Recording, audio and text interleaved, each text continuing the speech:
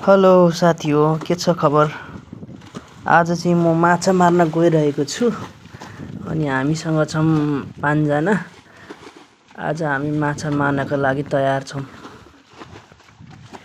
वर्षा लागेसँगै खोलाबाट आएको बाढीबाट आएको माछाहरू यसरी आलीमा यहाँ चाहिँ भेट्न पाइन्छ हो साथी हो। अनि आज हामी माछा हन्टिङ गर्न गइरहेको छौँ है।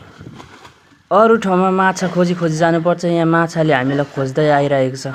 यस्तो अवसरको फाइदा त उठाउनै पर्यो। त्यही भएर हामी आज माछा मार्न गइरहेको छौँ। हेर्नुहोस् माछा कति परिसकेको छ। लगभग 1000 लिटर पानी फ्यालिसकेपछि कुवा अब पुरै रित्तिसकेको छ अनि हामी यसरी हिलोमा माछा टिप्दैछौँ। हिलोमा बिस्तारी खोतल्दै जाएपछि यसरी माछा भेटिँदो रहेछ। ल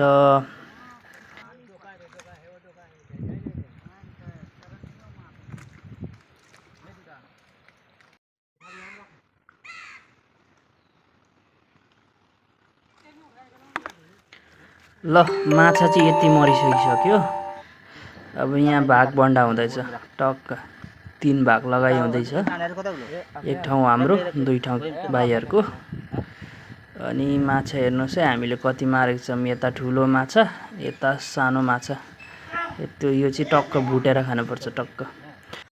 यो चाहिँ सर्प भन्नुहुन्छ होला, तर यो सर्प होइन, यो चाहिँ बाम माछा हो। यो बाम माछा पनि 2टा जस्तो चाहिँ परेको थियो। अनि हामीले घुङ्गे पनि मारेका छौँ। आज घुङ्गे आज खान हुँदैन होला, अब भोलि खाइ हुन्छ होला। ल साथीहरू, हेरिदिनु भएकोमा धन्यवाद।